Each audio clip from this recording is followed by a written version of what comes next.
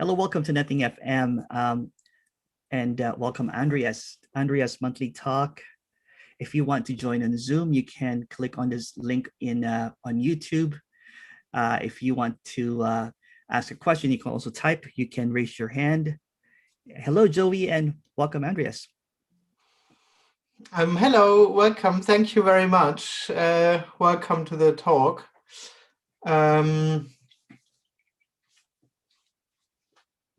Yes, well, what to say? The good news is that there isn't anything to say really, and there isn't anything to hear and to understand in all those things, because what apparently happens, is just naturally whole and complete.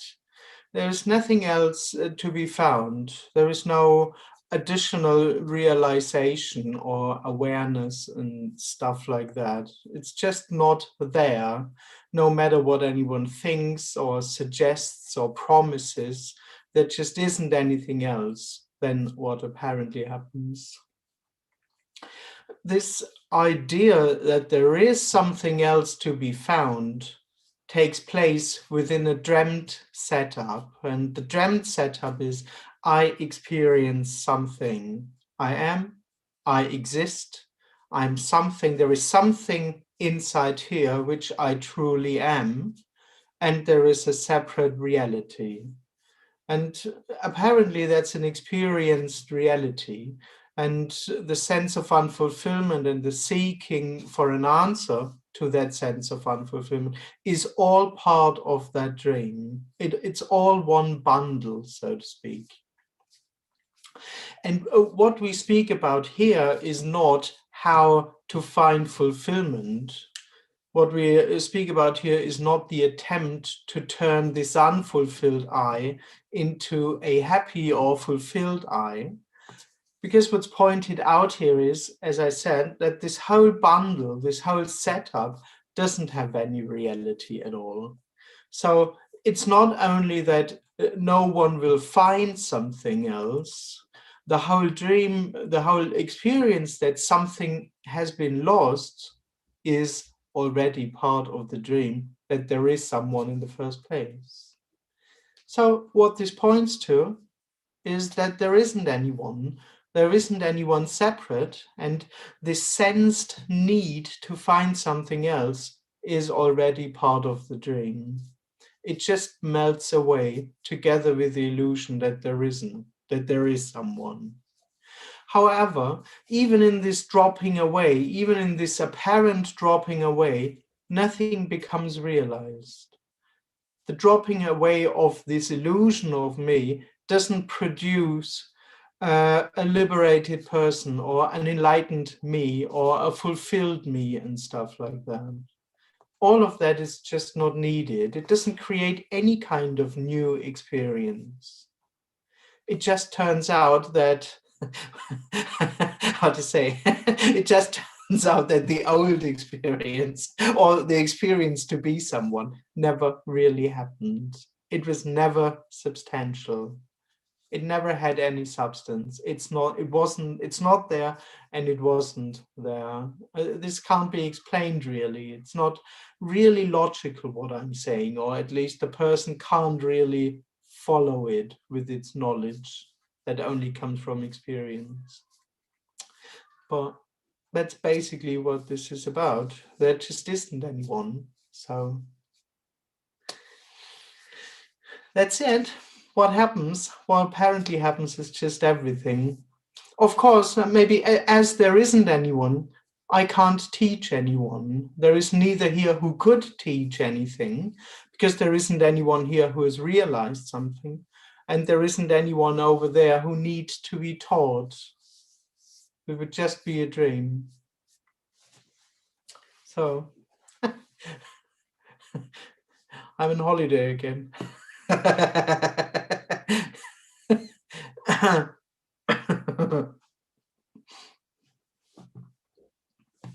So anyone who wants to comment on that or even ask something, feel free to do so. Everyone is welcome to do it here in Zoom, or you can write in the chat. I think questions will reach me also from YouTube and stuff.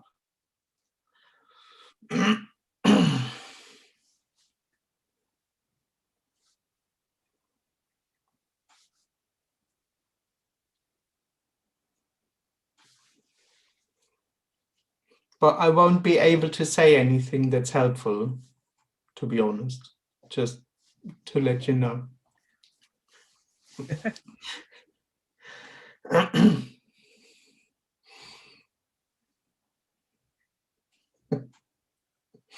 That's the basis of a good conversation.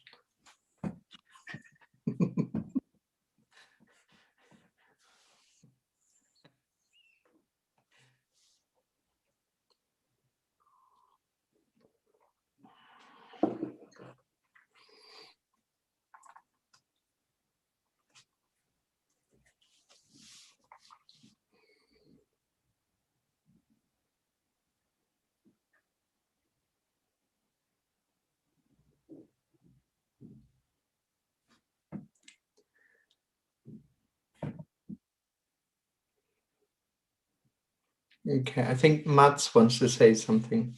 Hello. Hello. Hi. So this thing, awareness, or maybe we should self-awareness, maybe. Is it like any other thing that seems to happen?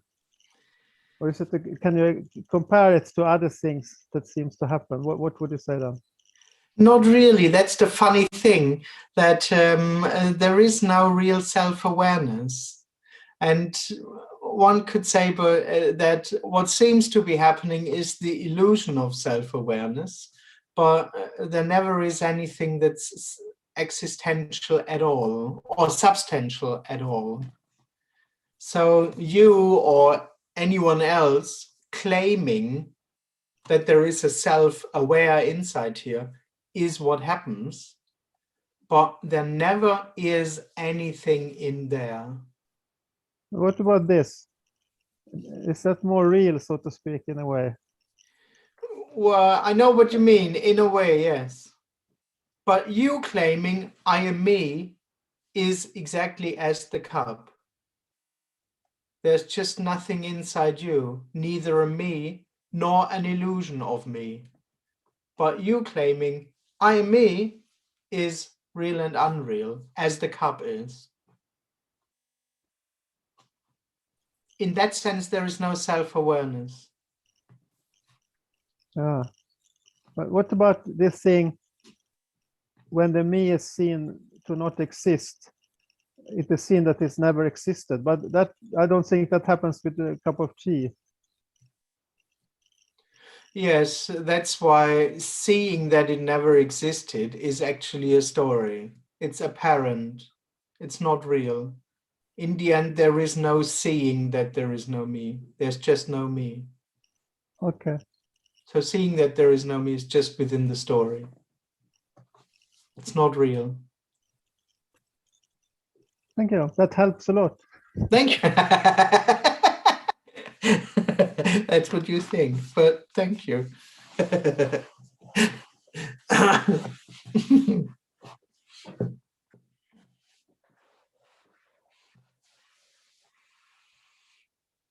Okay, Eligio, I think as there is no big, you can just start speaking. Hey. Hi. Yeah, you better be careful. Don't tell me that. I'll take over your meeting. All right. No, I'm just joking. But to follow up on Mott's question, there is no cup, just like there is no mountain.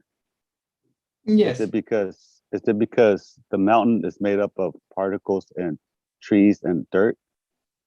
Is that why there is no mountain? And is that why there is no cup? No, in the end, there is no reason for why there is no cup, and there is no reason for why there is no mountain. So this is not logical at all. But one have to say it the other way around. The only thing that experiences there to be a mountain, or that experiences there to be a cup, is dreamt. So, or when the experience of a cup or a mountain turns out to not exist, the experience of there being a mountain or a cup doesn't exist as well. So no one knows anything about there being mountains or cups or whatever. And we can never know. It's unknowable. Absolutely, yes. Also, that There's there still, is no mountain cannot be known, because you Yeah. would need a real reality in which this could be known. well, then I'd go into the mountain and ask you if there was dirt in the mountain. But it's not knowable. Yes, I mean, the moment you go in the mountains, you will have the illusory experience of there being mountains. So that's why there's no good or bad either, right? Yeah, exactly. Because you said before that Hitler wasn't bad. What wasn't bad? Hitler was not evil. Hitler was not evil. Hitler, Yeah. He didn't even exist. but he wasn't evil, in your perspective. Well, the question doesn't make sense if you say that there was no Hitler. So So was he evil or not? there is no answer to this question. Okay, thank you, Andres. But But he was, but he was don't not force evil. me to do any dangerous statement here. Thank you. I'm just fucking with you. Elio. Thank you. I'm a bad person. Thin eyes for Thank you. thin eyes. Elio.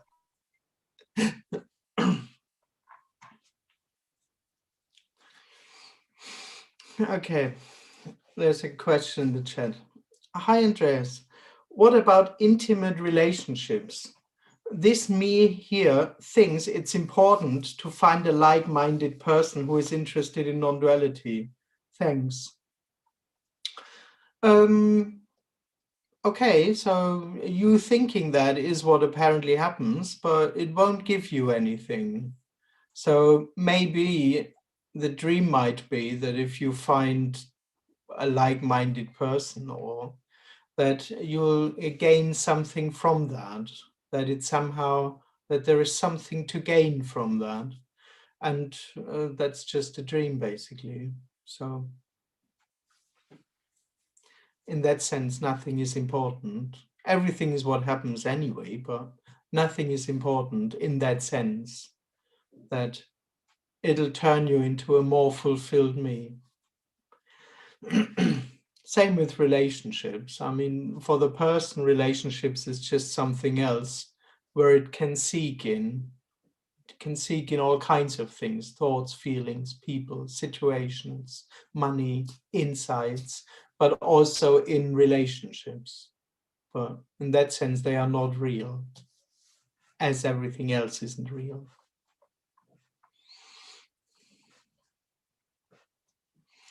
Question: when the eye drops off, will it happen in a flash, or can it happen gradually? Well, the eye dropping off is a story. So in that sense, it will never happen. The dropping of the eye will never happen. But in the story, one could say it can be both. But even if it's gradual, the end is sudden. The end is always sudden and unexpected.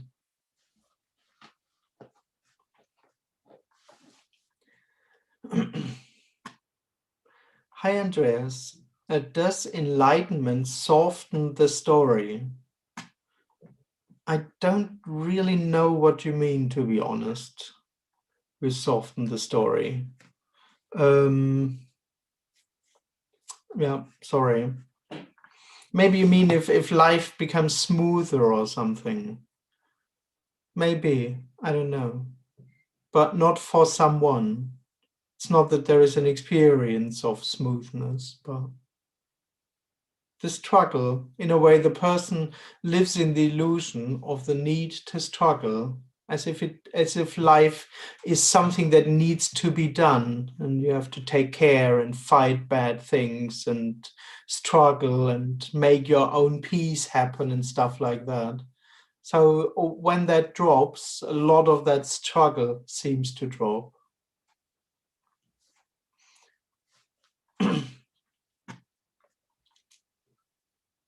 Okay. if nothing, whoever has a question here in the Zoom, just feel free to go for it. Otherwise, I'll go on in the chat. Okay. If nothing can be known, what do you do when you come to a stop sign? Fortunately, I don't know. Would you stop, or would you not know what to do? Well, that's the good news, that knowing, or apparent knowing, seems to be happening. So far, at least, there was stopping at a stop sign, but not really because there was someone knowing it. Not because there was someone knowing that I'm here and that I need to know what a stop sign means and that I need to consciously stop. It's all free fall, oneself, including oneself, so to speak. It's just what apparently happens for no reason, without anyone really knowing what's going on.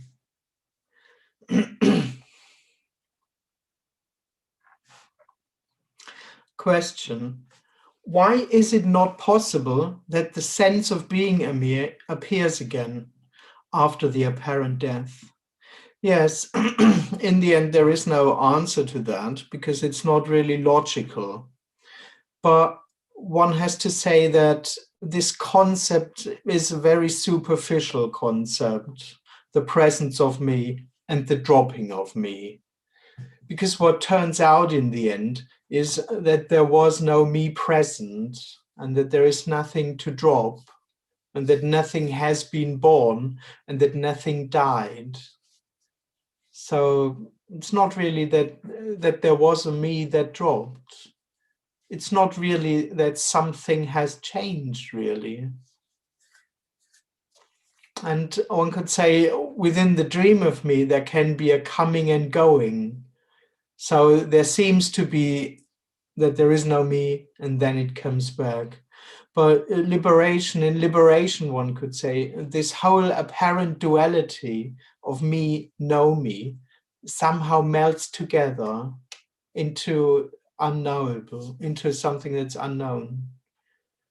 So there was no me here that died. There isn't anything. And in that sense, nothing can or will come back. Otherwise, this wouldn't be liberation. But I know it's not logical. Logic would say something else. So the apparent story is completely random. Some apparent me suffers out of sheer bad luck. Well, yes. But the thing is that this suffering isn't real. There is no me in the me.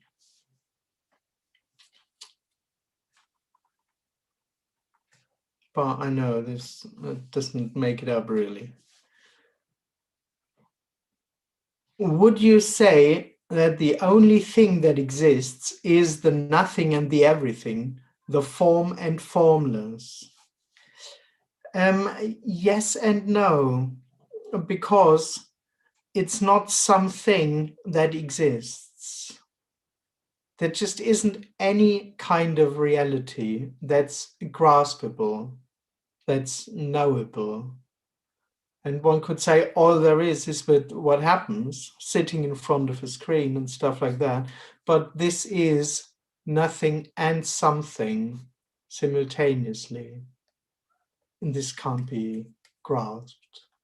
So it's not that there is one kind of reality.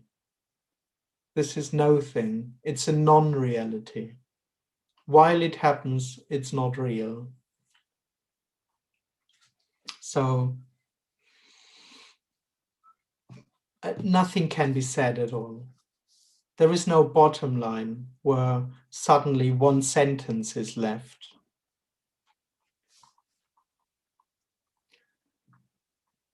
Hi, Andreas. Hi. Can I ask a question, please? Oh yeah, please. Oh, how are you today? Excellent. Good. Yeah. So I had a thought last night.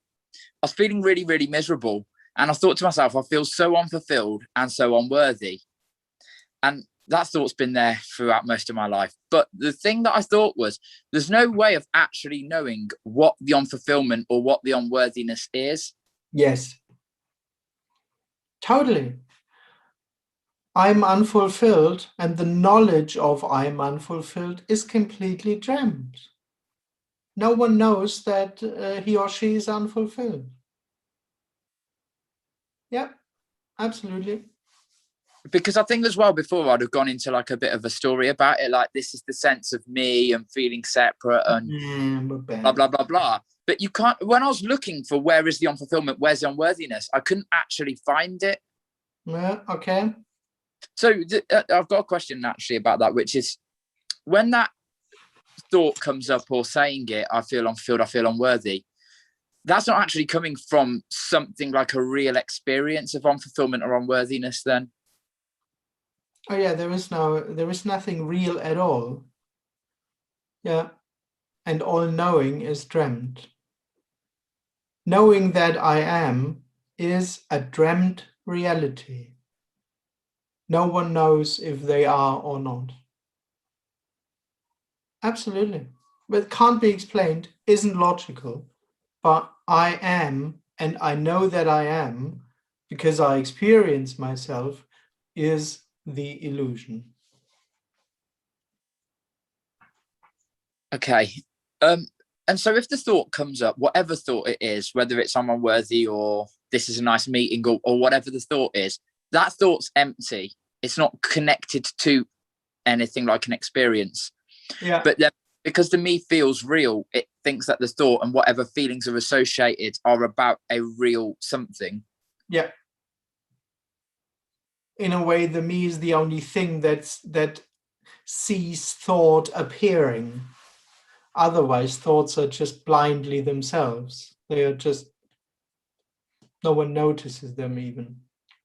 Or takes them serious, like, because the me obviously thinks every thought or feeling is a very serious thing. And then when there's no one left. It's something that may potentially carry truth. Yeah. And then when there's no longer a sense of someone having a thought and a thought apparently arises, then there's just no connection of that being about something really happening. Yeah, absolutely. Yeah. Yeah. They would just be thinking, apparently. Well, okay. Which is fine. It's neither good nor bad, nor important, nor something that has to be dismissed. It's just what happens. That's great. Yeah. It's the opposite of what you like if you read about other things like spirituality and stuff, when the thinking's important and you got to stop it and all that stuff.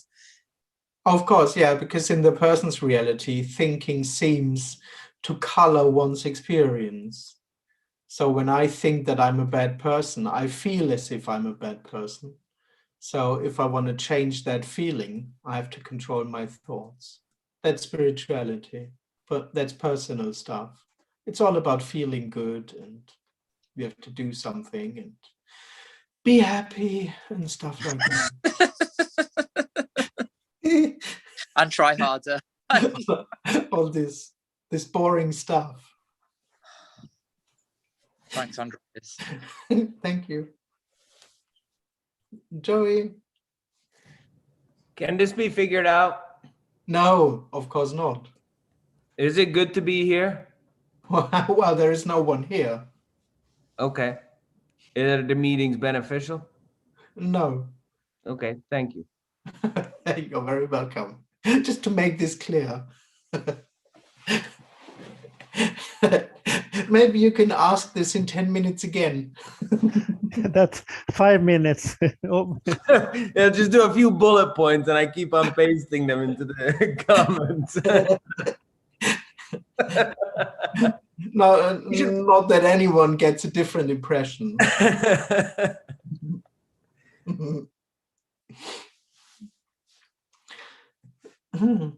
Okay, question. Andreas? Yes. There are no wrong questions, right? Oh yeah, of course. Yes. Okay, thank you. Yeah, but there are no right answers. Oh, the right questions. There are no right questions either. There are no questions.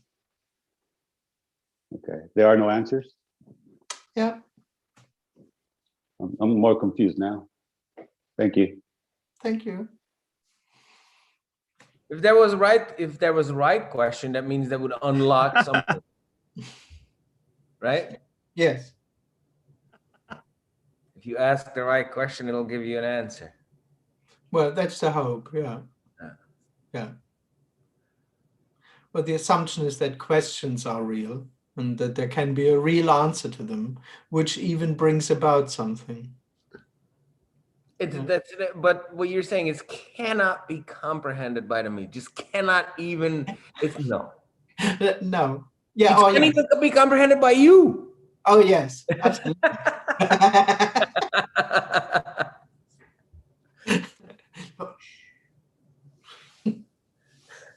Okay, dear leader.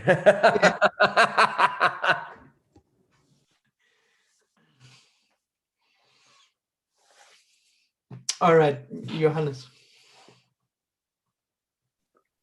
Andreas, I read your latest book now, the end of the lockdown. Yeah. And that was the suffer is illusory. No one suffers from anything. So when we listen to you, I think we come from a point of suffering and trying to find a relief somehow.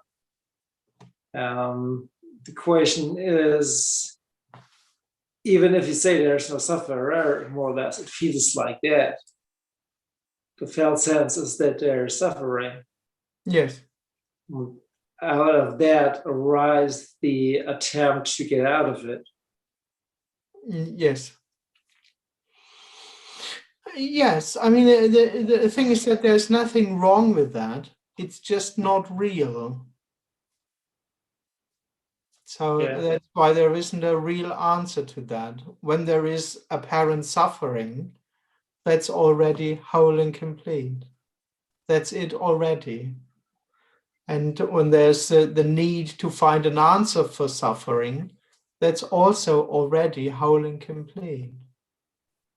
There's just no real answer to it because it's wholeness already. Yeah, because on a felt sense, there's a veil between your message and my experience, more or less. Absolutely, yeah. There's no way to get through this veil from the side of the person. Yes, that's true. But I don't, not that there is this veil, but in the end, what's being said here is that the person itself is the veil. The person thinks I'm sitting behind a veil and I have to find a way through it. But the person itself is the experience of there being a veil. Would you say that the person creates a veil, or it is the veil, more or less? Automatically, because yes. So it's an energetic veil, more or less. Well, apparently it's not real, but that's how it's experienced, exactly. The thing is that the moment something says, I am me only, then you have the separation, and that's the veil. Yeah, there's absolutely no attempt to go beyond it, more or less. That's the problem, that every attempt to go beyond it would still happening for someone. Yeah. So what comes up for me was there's still kind of, for the apparent person, what's left is waiting that the shift happen or whatever, but there's no chance to do anything. Yeah, but in the end, there's also no chance to wait. Yeah, waiting happens. This is just one of those conclusions, like, oh, well, if I can't do anything, then I just have to wait. But in the end, you can't even choose to do that. Yeah. Okay. Thank you. Yeah. Thank you. Okay, I don't know how to pronounce the name. Hitesh? Hitesh? Hi, Andreas. Hello. Hi, Hi. how are you? I'm good. Thank you. I want to ask you that you are saying that everything is happening with the story.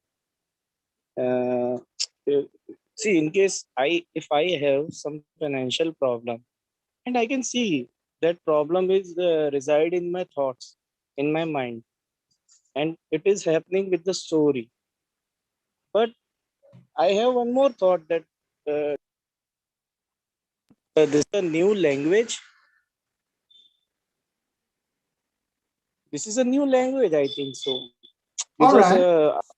after listening all the non-duality speakers, I have kind of peace inside me, always with me.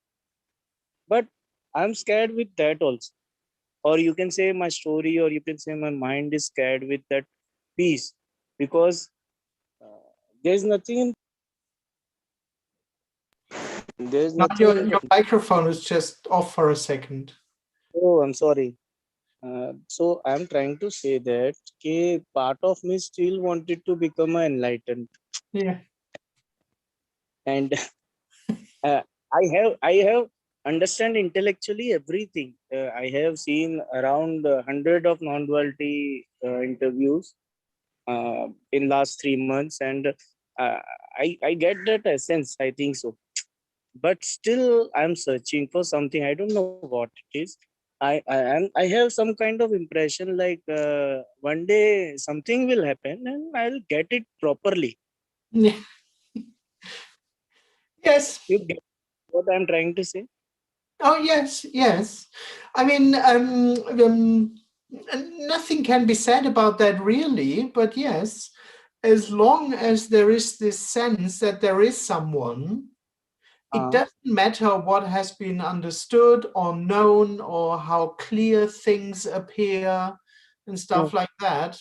This sense will always somehow live in that experience that I'm here and that there is still something that can happen for me or that I can become something. And there is nothing and no one who can do anything about that. It's not even wrong. Obviously, it is what apparently happens, but with all of it, which means the assumption that as I said, the assumption that there is someone who is still on a path, who could still totally get it, because that's part of the personal experience. Yeah, I already do see a lot. I already understood the concept, but Right. it's not total yet. And one day, I hope that it'll be total for me, that I will understand it totally, that it'll become my experience completely and stuff like that. So as long as there is a person, the illusion of there being a person, this will somehow happen. But how I can put it in the word that I can understand it intellectually. I know that if I stop listening to all the interviews and non-duality speakers, and then also it's okay, because I have understood that this is a mind, completely mind game. I have understood it. This is a story which is thinking that he's a person and he created the story, and he created a whole the world, and there is only life, and only life who is playing in Andras, in Hitesh, in different that I have understand somewhere in it, somewhere intellectually, and I don't know. something beyond that also. Yeah. Still, I'm thinking that if I listen these interviews again and again, then part of me, I know that's very small part. That also I can see, but still that what I say, that something is there. Yeah.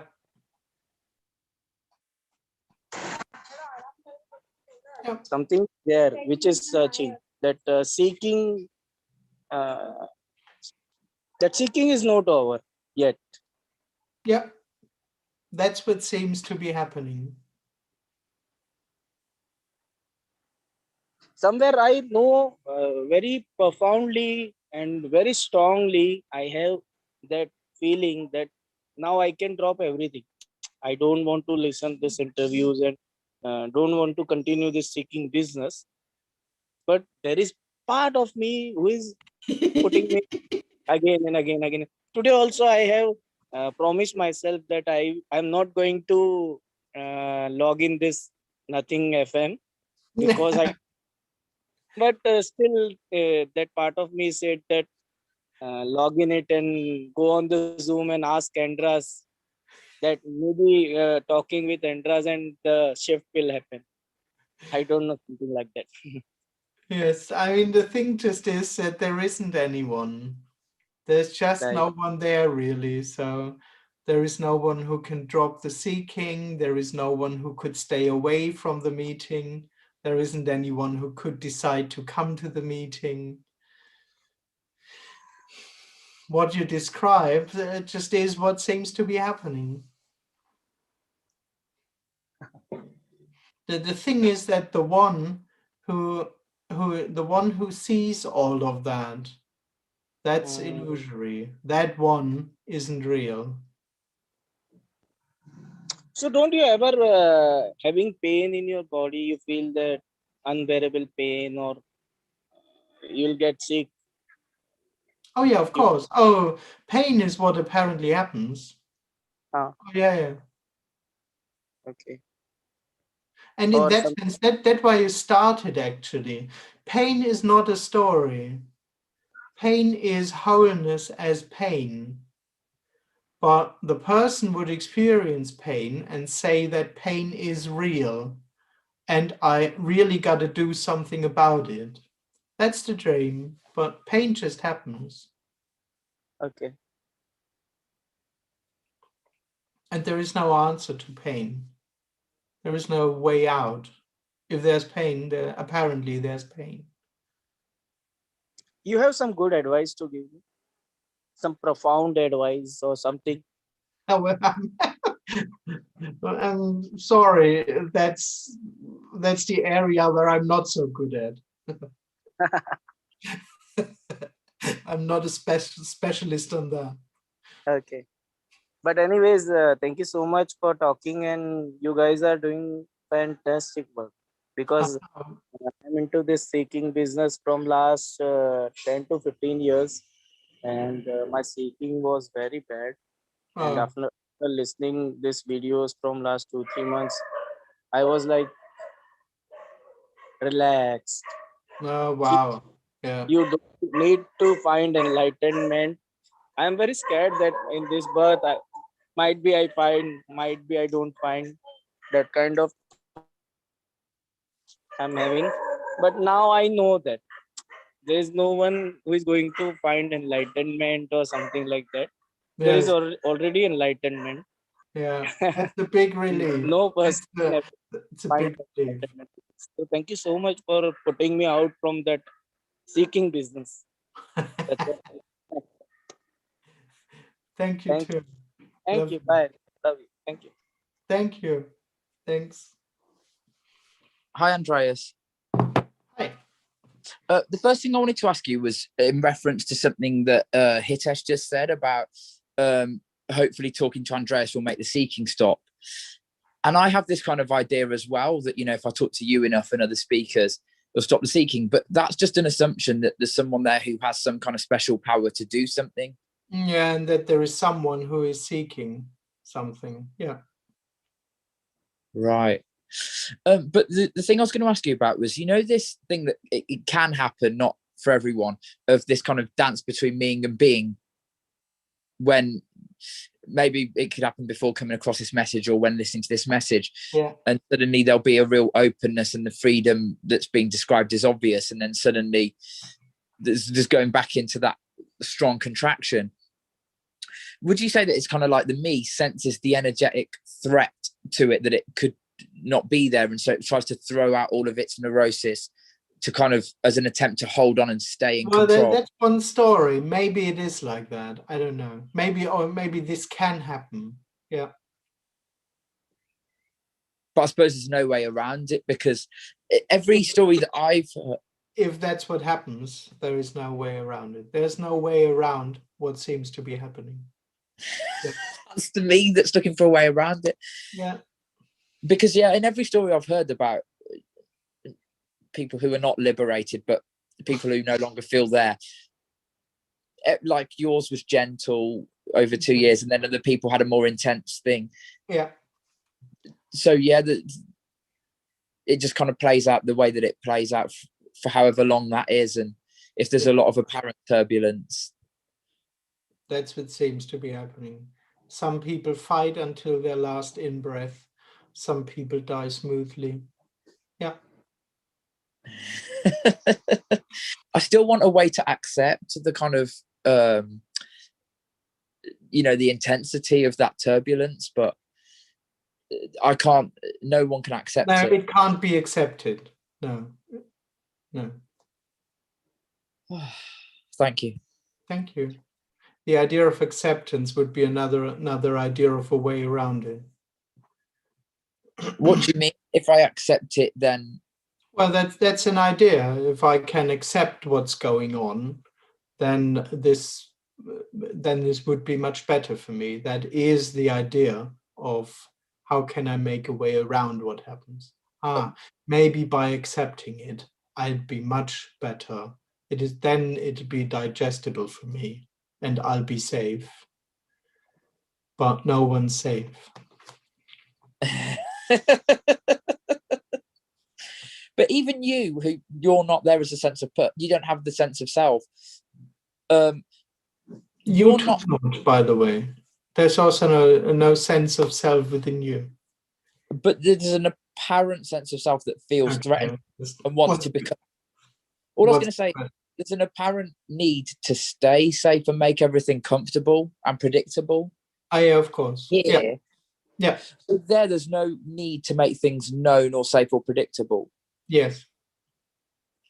But you don't feel safe. No. Oh dear, no. Who needs that? But you don't feel at all threatened or in danger. Yes, that's true. Okay. Yeah, I think that's what you've said to me in the past about the me feels like its emotions can kill it if it's so overwhelmed. Anything, yeah. But yeah. Okay. Thank you. Thank you. Okay, I think Anita was next. I think it's always there. What do you mean? The me? No. That what you can't describe. So to speak, yes. It's all there is. Yeah. Yeah. There's nothing else, so to speak.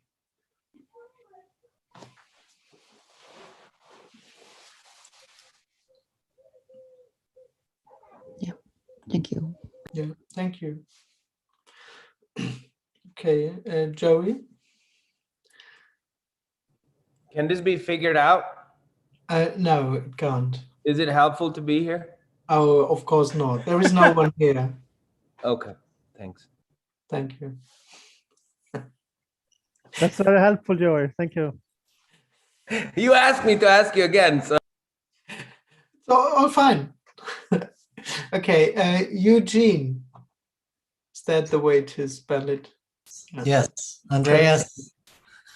Hello. Hello.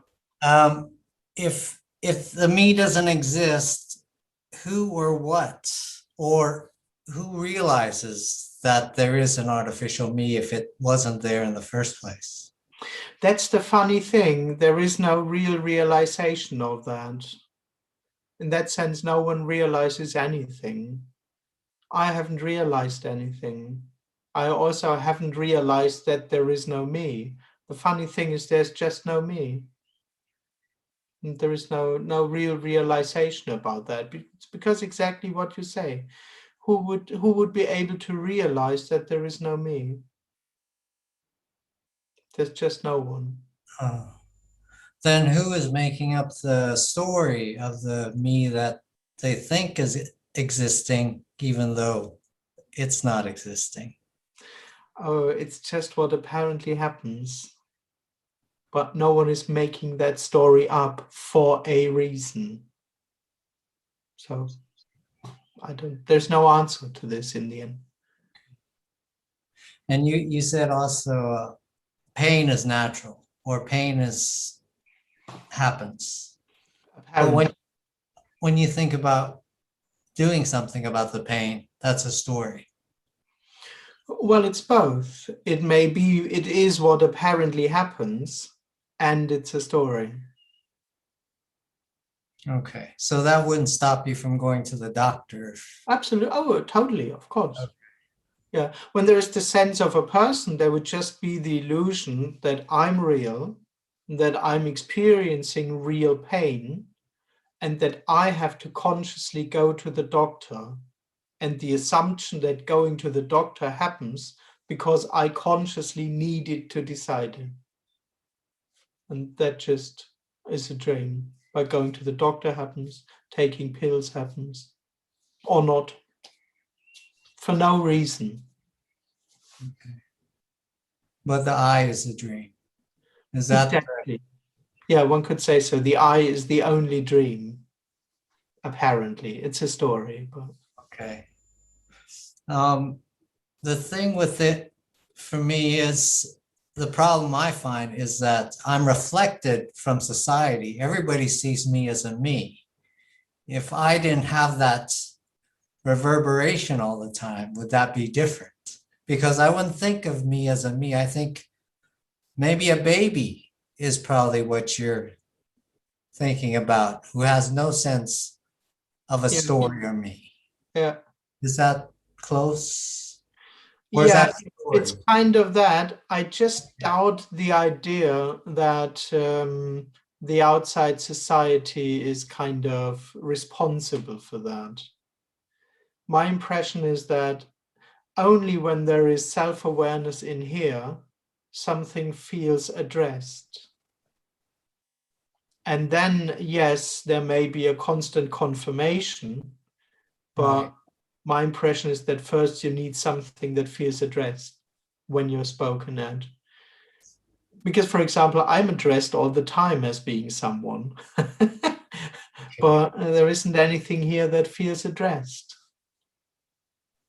So you don't get triggered when you see your mother-in-law or go to your Christmas dinner with your family for 2 days, and you don't get into arguments, or that happens too. Exactly, that may happen, but there isn't a person that feels addressed just by hello, Andreas, nice that you come. There isn't anything here that feels personal by being addressed. So if someone were to say, Andreas, are you wearing that stupid shirt again for the 10th year in a row? Or your boss says, Andreas, if you don't perform to the right standards, by tomorrow you'll be fired. You wouldn't be. It would not move anything in you because you don't feel addressed. Yeah, there wouldn't be anyone, but there might be a reaction happening. But it wouldn't come from the illusion that there is someone. But I might be pissed. Yeah. For example. Right. But probably not to the same degree as someone who believed that they had a story and a reputation to live up to. And yes and no. In the end, there is no way to measure that. So I don't even know that. But yes, this personal experience, this feeling addressed as a me, this wouldn't be there.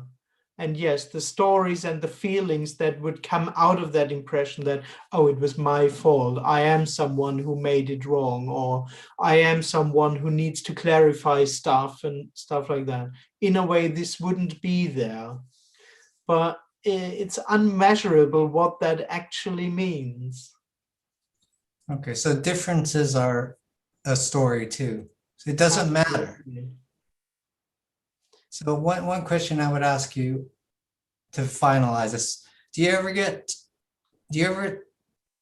get nostalgic, or I don't know if you're married and you think, oh, remember when we were kissing under the bridge, or my first kiss, or did that drop away too? All those Kind of drops away. Of course, there can be memories and feelings to them, but the story of meaningfulness and importance that maybe nostalgia means, that drops. Mhm. Yeah. Okay. All right. Thank you so much, Andreas. Thank you. Yes. Thanks. Okay. Dimitri, I don't know. I'm sorry. Who was first or not? Hi, Andreas. Hello. So speaking of illness, like when last few months I had like few serious things came up for me, and like there was like each time this intense panic, like fear of death, and I figured like there is some kind of, I don't know, like belief that I need to face the fear of death in order to, so like it's like the illness happens for a reason, the fear of death happens for a reason. And would you say like because of that it can actually sort of like stay because there is this like idea that this is for a reason or whatever? Well, not really, because no one is doing that. But one could say this idea that I can do something, or everything happens for a reason, is within the dream of I am, and within that dream, I am wants to survive. So in that sense, it's an attempt to stay alive as a me. But no one's really doing that. So in that sense, it's not real. Mm-hmm. And also there is like, on one hand, there is a desire to stop the pain. On the other hand, like there is like desire to disappear, and they're like completely two different things. It's like I want to continue, but I don't want to continue, or something like that. Yes. Yeah. I mean, the person wants both, or in the person's idea, it wants both. Either I'm totally there, or I'm not there. Both seem somehow attractive for the person, at least as a concept. Mm-hmm. Yeah. Yeah. Thanks, Andreas. Thank you. Because actually those two ideas, if I would be totally there, I would be in total control and won't have any problem anymore. Or if I wouldn't be there at all, I also wouldn't have a problem anymore. But seen from the person, both are concepts.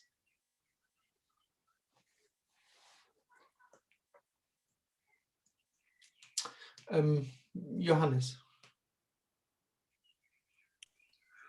What comes up when we're talking about stories, there's nobody who made the story up. There's nothing, there's just a story. Apparently, exactly. Yeah. And it's not a conscious process that I try to hold up my story or whatever. It's an automatic process, more or less. I mean, the thing is, stories aren't a problem at all, but the person regards stories as truths or lies. But stories are just stories, and yes, no one makes them up. They aren't even wrong. They just appearance. Yeah. They just seem to be happening. I mean, every information is a story, or every thought, but the person thinks it's either true or not true. Yeah, because I'm wondering why the stories appear to be real, because there's no person there in the first place. It's just a story that's appearing. Yes, but when there is the illusion of a person, Yeah. it seems to appear to someone thoughts, then suddenly there is the impression of, I'm really here, and there are real thoughts happening to me. Yeah. Then there is immediately seeking in the thoughts. Maybe they carry something, an important information for me. First, they are seen as real, and then the assumption is maybe there's something in those thoughts for me, a truth, meaning, importance. Maybe it's important to know this thought, for example. So the appearance of me is a kind of seeking energy, more or less. Yeah, exactly. All the time and lack and seeking for something. Yes, exactly. That's all more or less an energy form of seeking. Apparently. Yeah, apparently. Yeah, Yeah. sure. Yes. And in combination with the story, it feels really real, more or less. Yeah, it feels real before the story, but pretty quickly it invents a story, or it seems to need a story, so which is already a method in a way. So to know what's going on already seems to create some sense of security. At least I know what's going on. And the seeking energy seems to be magnetic to attract all the stuff all around, to seek something, to find something. And say again, it attracts. It seems like a magnetic energy, more or less. The energy is more. Yeah. I need. Yeah. It's always magnetic. Always try to seek to find something to. Okay. Yeah, it is very hungry. And it wants to consume, hoping that it'll be fulfilled. Consume truth, insights, love. Whatever comes up, yeah. They have Buddhism, the term hungry ghost. It's like that. It's a hungry ghost. Apparently. It's not really there, but it belongs for something. Exactly. When there is this illusion, there is this hunger. That unsatisfiable hunger, so to speak. But what this message is saying is that exactly this hungry ghost doesn't exist. There's nothing of substance. Yeah. But that's how the person experiences itself. Yeah. Yeah. Thank you. Thanks. Thank you. Okay, Eligio. Hey, Andres. Hello. So that apparent feeling is real. That magnetic feeling of want. It isn't. No, it isn't. It's real, but I attach it to me.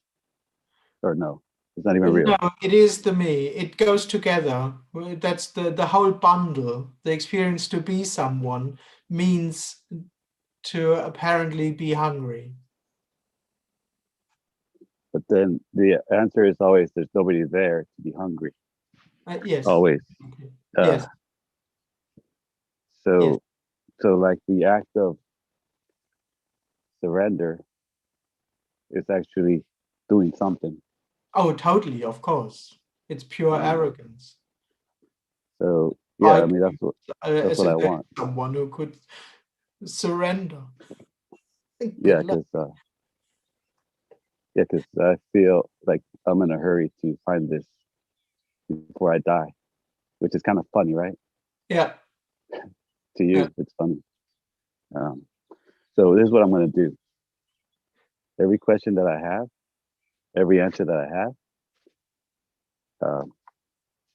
I'm going to say to myself, there's nobody there asking it. There's nobody there answering it. Well, What do you think about that for a well, prescription? it's as futile as trying to surrender, but whatever. Okay, then I'll go surrender then.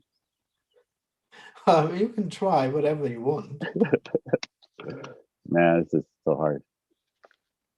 Thank you. Thank you.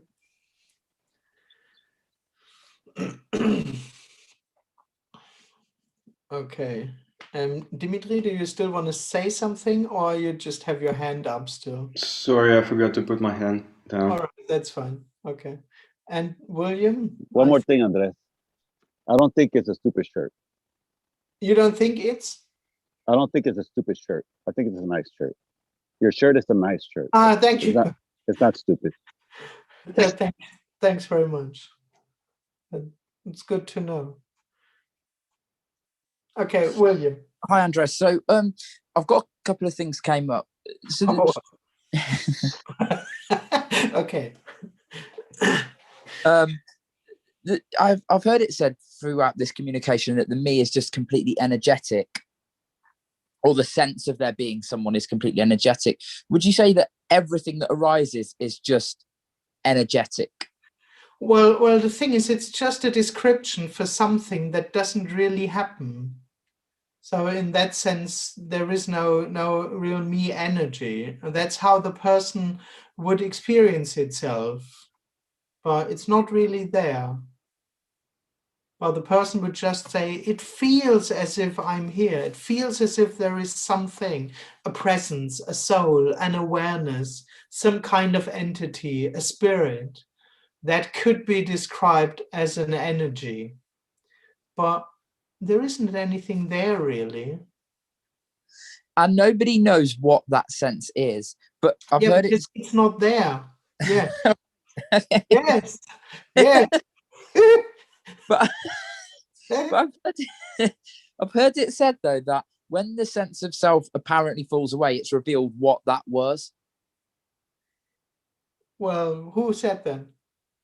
Jim said it to me, and someone else. Yeah, okay, maybe I said it too as well.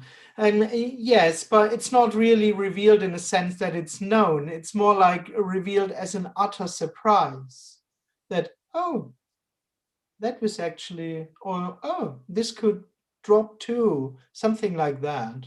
It's an apparent revelation. It's not real. Because I was going to ask, Joey saying, can this be figured out? I was going to say, so it can't be figured out because it's energetic and therefore it can't be worked out. But now I'm thinking it can't be figured out because it's not already there. Yes, on the one hand, it can't be figured out because it's not there. And it can't be figured out because there's no it. There's neither a small it, like me, nor a big it called reality. There's just no circumstance that could be figured out. And I mean, all these attempts to understand the me, to find the me, to catch the me, to destroy the me, are working on something that doesn't exist. And that's wholeness too. Yeah. Well, at least. I've forgotten my other questions, but I just feel, yeah. Yeah. Thank you. Thank you. All right. I go on in the chat a bit. Okay. So does the me have any apparent control within the story, say to improvise or improve maybe the illusion so it's more enjoyable? Well, not really, because the me itself is what apparently happens, so to speak. That was weird. But so in that sense, there is no autonomy at all. So you don't know, sitting down to meditate to become more calm or something already is undecided. That you want to meditate to become calmer wasn't your decision. But if that's what happens, you may become calmer. It wouldn't satisfy your longing for wholeness, but this may be what apparently happens. But not really because there is someone who could consciously do that. It would already be just happening. Okay. And how does conditioning appear if there's no reference point to all that is? For example, why may the me seem to operate out of fear or trauma? Well, in that sense, conditioning and trauma just is what apparently happens. It's just acting out, if that's what seems to be happening. It may soften or drop away when there is no one, because there is no one anymore who needs to be saved by the trauma. But in the end, conditioning just is what seems to be happening, and trauma. It was the dream that it's someone's trauma, that there is anyone who owns the trauma. That's the dream.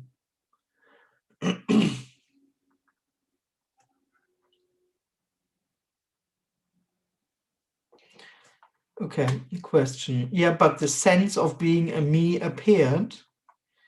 Well, no. Nothing appeared really.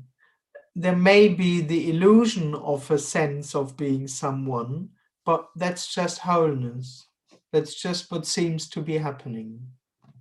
So nothing really comes into existence. Nothing appears.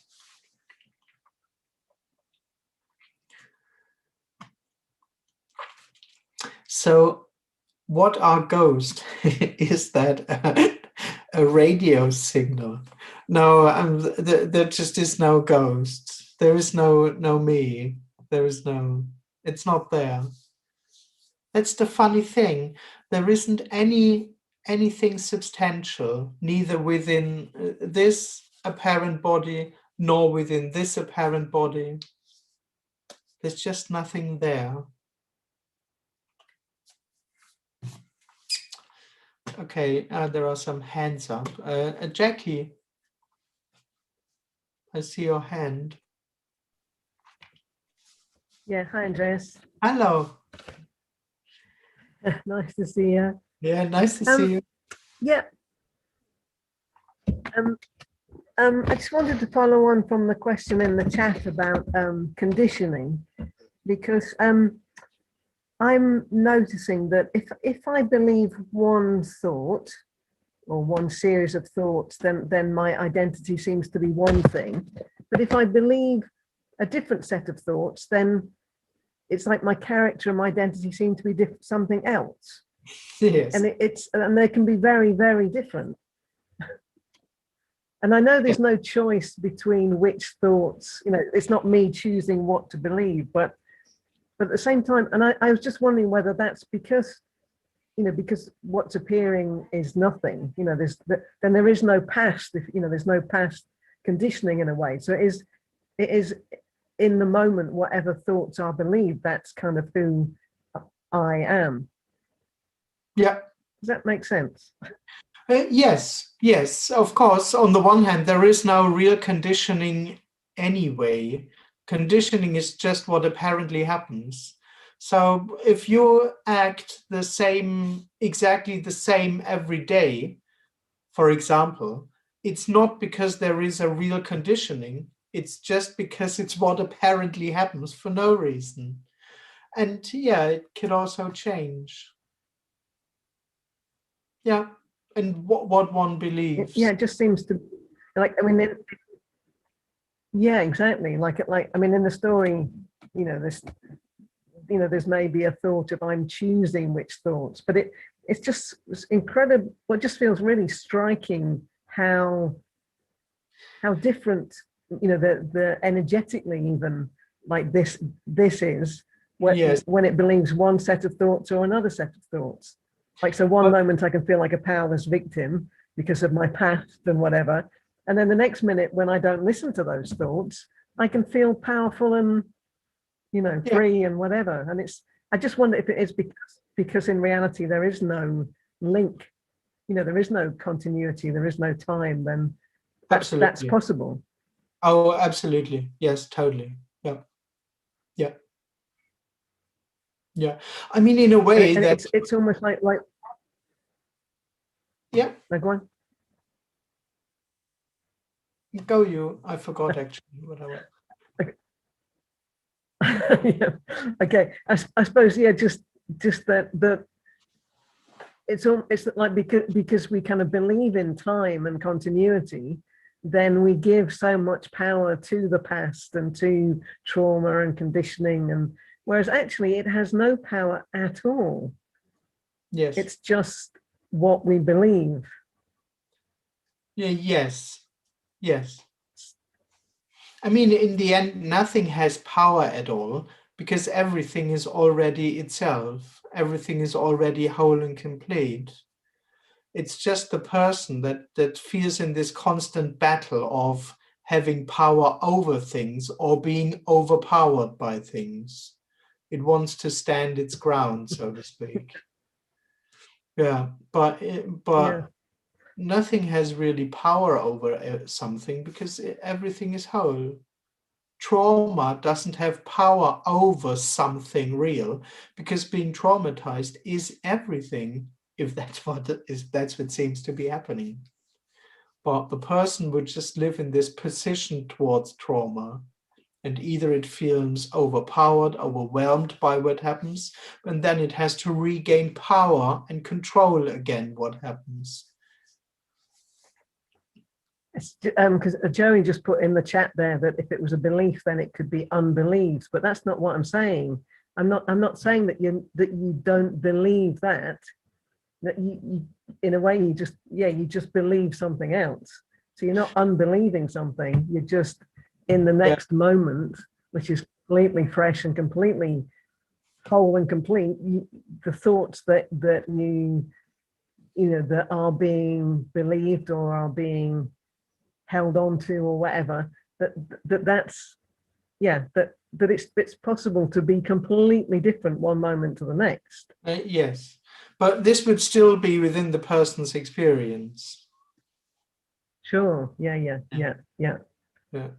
But I think just the thing of like the past has no power, or thoughts have no power unless you give unless power is given to them. It's not like anything has power. Oh yeah, nothing has power, absolutely. But when there is someone, I mean, this is something that the person can find out. And that's why there are so many personal teachings who suggest that you can choose your thoughts. But that's just in that sense, that's just another story or another dream. Yeah. The choosing is. And so on that theme as well, like, so I've got people around me that are very much into law of attraction and all that kind of nonsense. But like I'm often kind of pulled up for saying something negative. It's like, oh, don't use those words. They have power.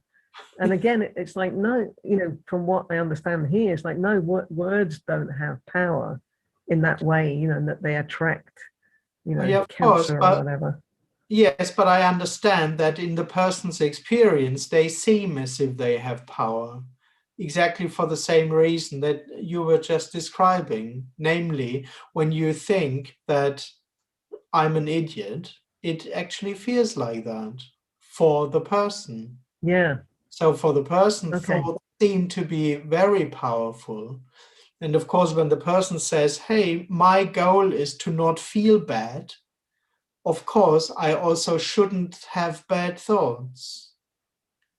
But this whole reality is dreamt, that there is someone in the first place to whom thoughts matter or to whom anything matters.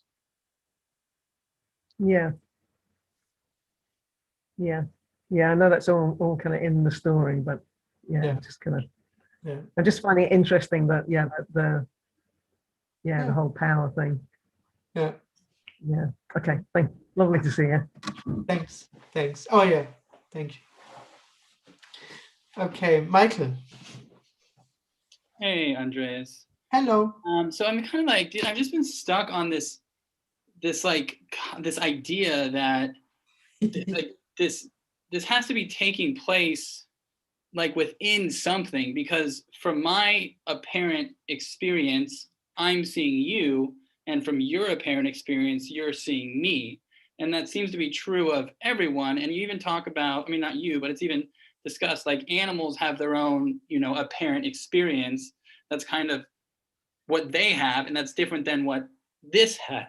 So like, it seems so weird that we can kind of interact in this way. It seems like this has to be all, you know, taking place in sort of some larger, you know, whatever, which is, you know, can't be known, but it just seems, you know, this is like I'm just like really stuck on this concept. So I don't know if you can say anything about that. Or... Well, yeah, I understand, but yes, I mean, the thing is that the whole impression that something is taking place already comes from a personal experience. And for the personal experience, it's exactly as you say, this can't be it. If this is really taking place, and if this is supposed to be everything, I just can't believe that. There must be something else behind that. Something bigger, something greater, because the actual experience is, hey, sorry, this can't be it. But it's already coming from a personal experience. So is the fact that there seems to be an apparent difference between apparent people just something that is just like never going to be really understood? Or yeah, the thing is that the knower of the difference is illusory. yeah that's the thing. That's the thing. The moment there is someone saying, oh yeah, but this is my view and animals have another view and you have your view, there is already someone or something living in this real reality, finding out, making differences. But it's exactly this I, which is illusory. Okay, thank you. Thank you. William. Andreas, so if resonance is arising listening to this communication, then it's unknowable what that resonance is. Or if there's resonance, it would just be what it is. So the dream obviously is I am, but then the dream is I know what's happening, because I think I know that there's resonance. I know I feel resonance. Yeah. So there, everything is completely unknown. Yes, even if there is something called everything. Yeah, there is no comprehension. There's no experiencing at all. So if speaking apparently happens, and I would say from that body, nobody knows speaking is happening. There's just... Yes, there's just apparently speaking happening. But and no you don't know it's coming from that body. Yeah, I don't even know if it happens or not. There is no I to do so. And that's the most threatening, where the me feels most scared, is unknowing. It's not comfortable with not knowing. Oh, exactly, because itself is knowing. So that's, yeah.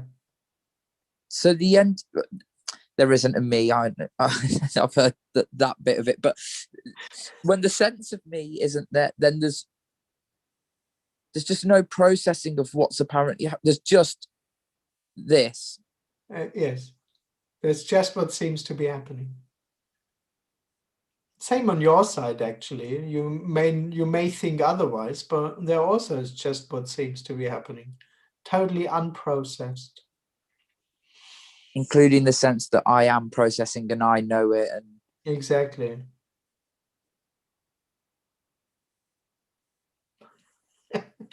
Well, what does that mean? What can you say to this? You don't give a response, but the response comes up, and then it's just like start scrambling everything. Like, what can you say to it? Because it doesn't make logical sense on any level. Oh yes, of course.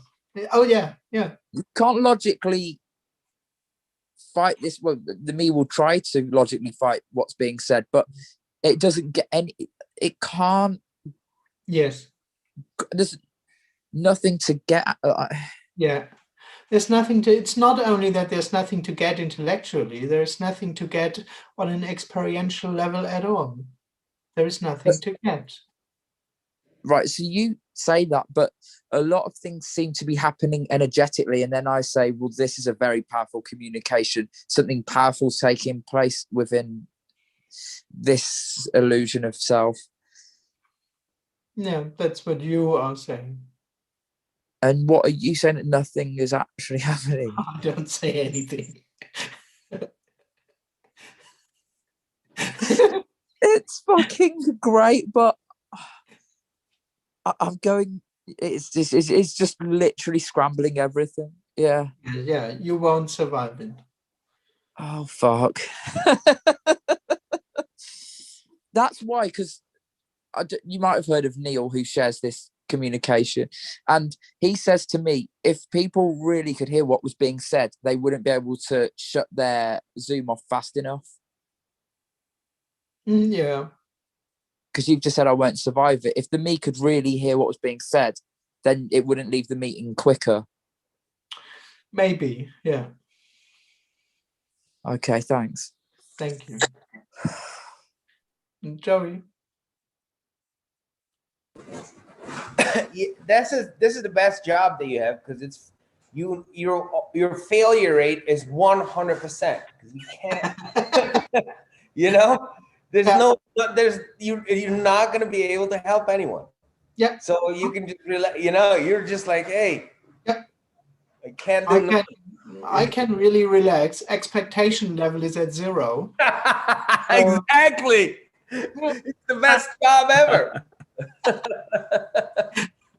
Well, it was the only thing that was left for me, because all the other things are, well.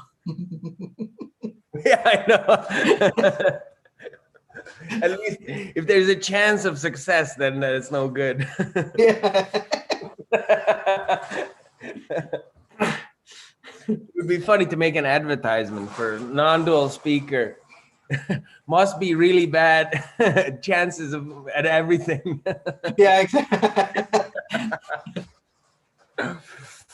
Should be able to talk properly, but that's about it. Yeah. Well, actually, not even that. Not even. No. Andres, if it doesn't hurt coming here, I'm sorry, if it doesn't help coming here, does it hurt coming here? Am I feeding the individual? Am I feeding the me by coming back here? Me. Well, the person would try to feed itself wherever it goes. And of course, it will also try to use this event and this message to feed itself. Of course, that's not wrong. That's just what seems to be happening. And there is also no way and no need to avoid that. But this may happen. Yeah. Yeah. Thank you. Thank you.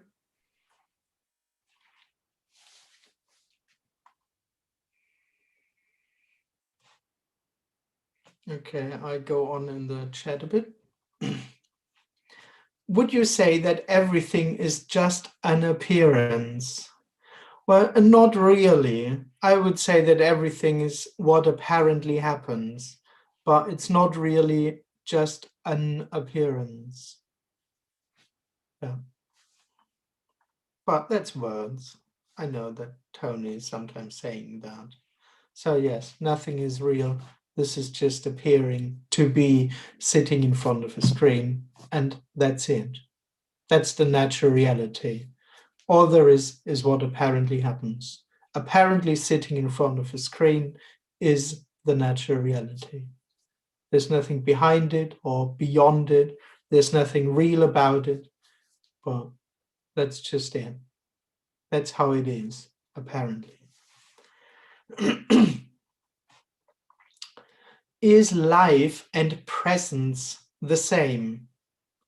Yes, that's what the person would regard as life, is when I'm present as a me and experience stuff. That's what the person would regard as life. That's what it means to be alive. Hey, I'm here, I'm aware, I'm noticing that I'm aware, and I'm noticing that stuff going on. I'm experiencing feelings and thoughts and the room, and yeah, exactly. But it's exactly this presence which is illusory. And in that sense, it's exactly this life to have experiences of that is illusory. That's the felt separation. I'm me and I'm only experiencing stuff. Seen from the person, that's everything the person knows. I'm alive, and I'm experiencing from a separate standpoint. And my task is to find fulfillment within that reality, within experiencing something. I need to find fulfillment. That's the person's life. I'm here and I experience stuff, and on top, I'm seeking fulfillment in what I experience.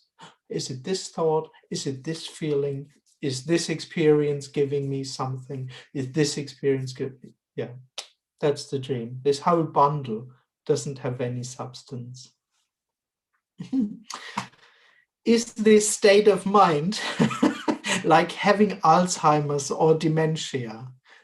Well, not really, because in Alzheimer's, on top, your brain isn't working anymore properly. So in Alzheimer's, you get liberated, but without a functioning brain even. So,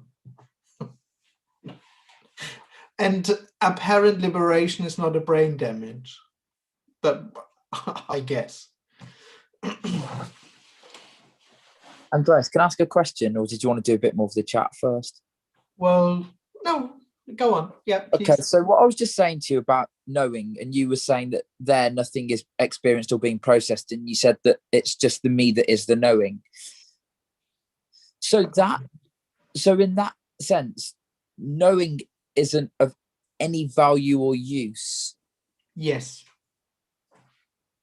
And that sense of I know what's happening, I process and experience, that's not needed in order for the body to function effectively, cook food, have a conversation, whatever.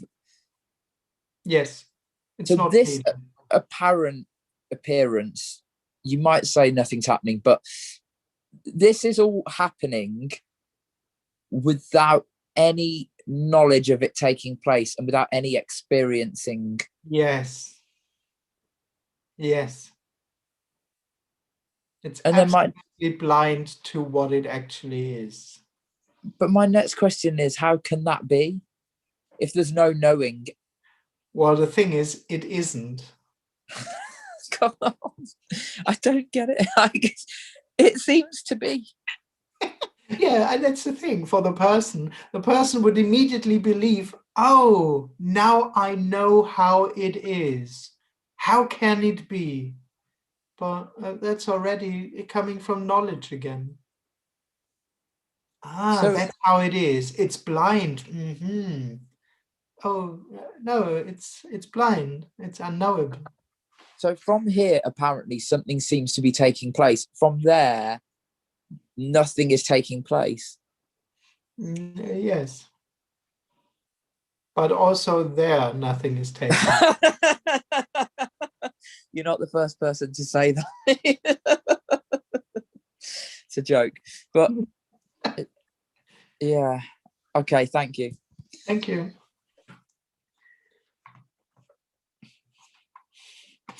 That's a good one. Trying to be happy is kind of sad. Yes, exactly. It's already, the attempt to become happy is already coming from separation. It's well meant, but it's dreamt. The sadness, the unfulfillment is dreamt. There is no need to become happy as a me, so to speak. Hey, Andres. Hello. Hi. How you doing? Yeah, I'm fine. Thank you. I think I was watching a video recently, and it was about how we can't measure the speed of light. And this is like kind of like convoluted. This is like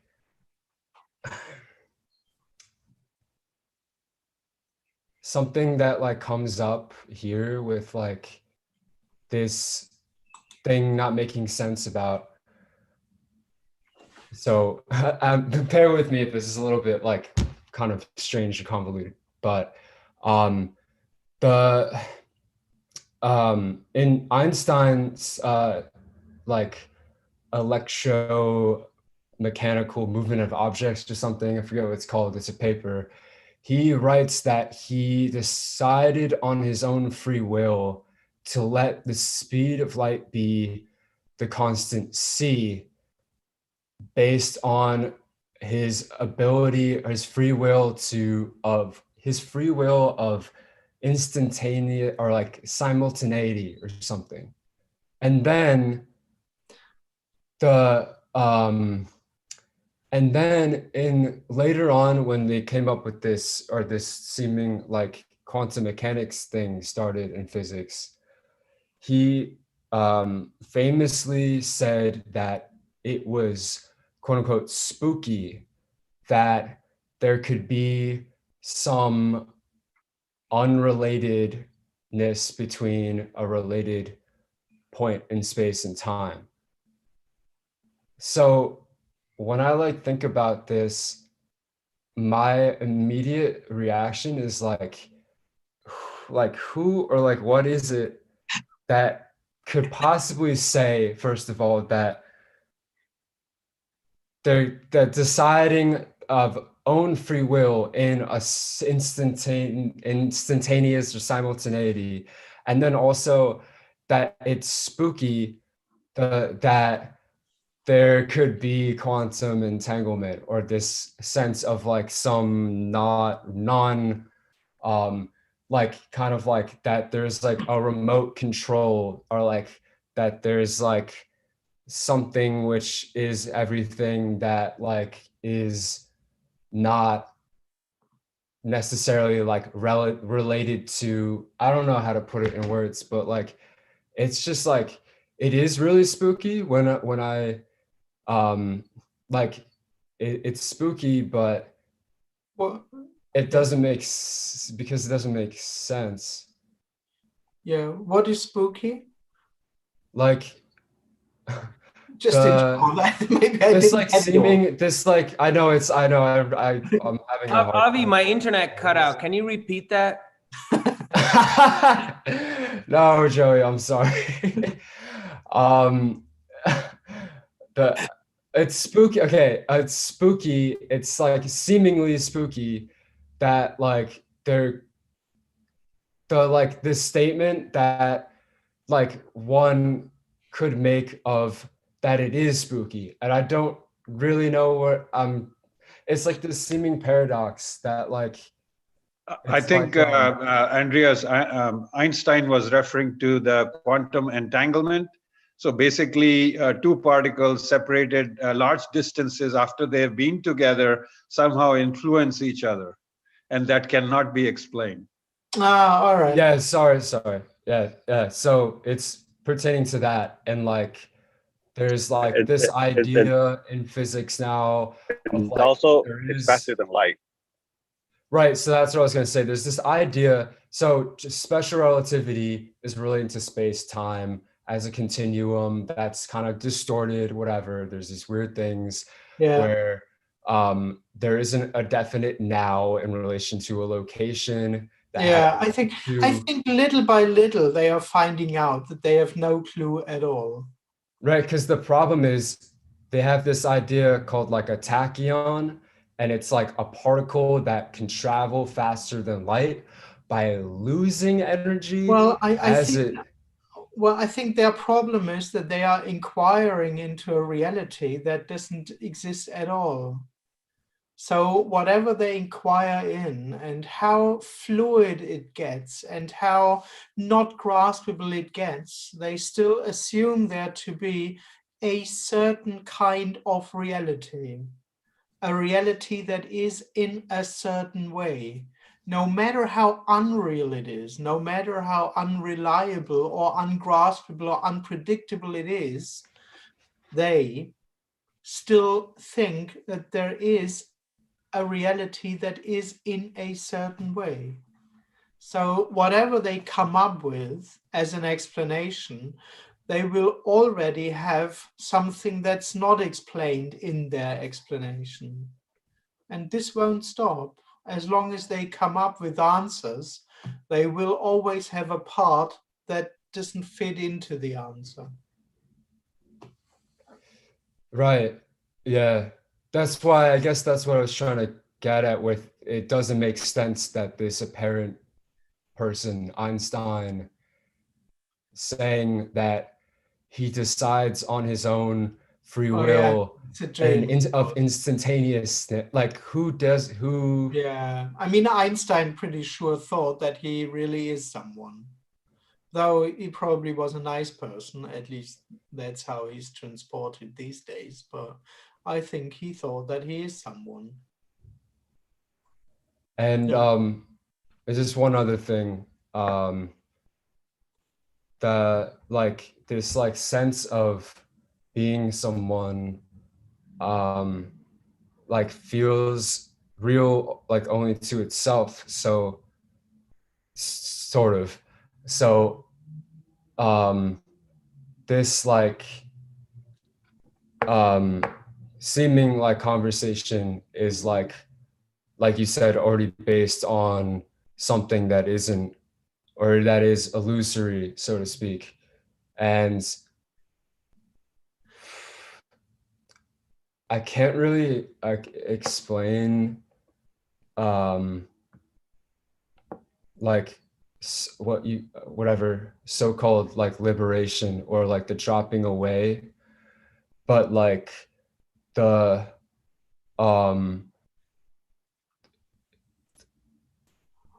it just keeps like nothing is being known. Nothing. I don't know how to.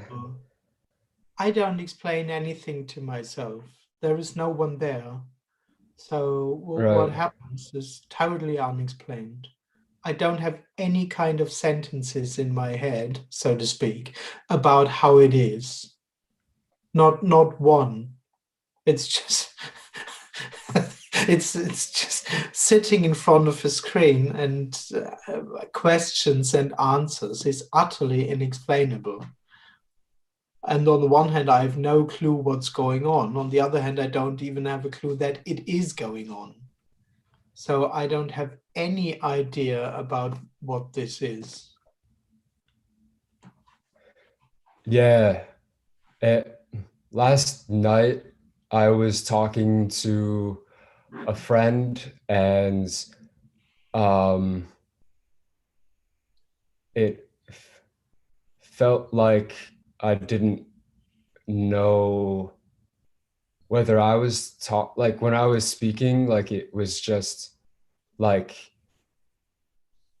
there wasn't a me, like there wasn't like but like I can't like I don't know how that like. Oh, totally. That's unknowable. Yes, when there is no one, it's just unknowable how that is. Totally. I don't know how it is. I've no idea. I don't know how this is right now. As I say, I don't even know if it is. And then there was something else about like this feeling of like this apparent moment in time where the sense of being someone, like this is all like a story, but like there was this feeling of like, I think Jim Newman was talking about this. He was giving an example of like a child with like there's a sticker, they put a star sticker on like a mirror, and then like the child at some point like knows to like go for the forehead or whatever. And like the fuck. So what's the question? It's like I just can't work this out, because like there isn't a real question. There's nothing to be worked out. Yes. Oh, it's impossible. Like it just feels like at some point like I became me, but like that isn't like, there isn't like anyone that became that, like. Yes, absolutely. Yeah, the becoming of me never happened. No one became ever someone. That birth didn't happen. Totally. But there's still this sense of like obvious happening thing. Sometimes not. I mean, how would I know that? But yeah, that's what apparently happens. But it's another story in the end. But yeah. So if that's what happens, that's what apparently happens.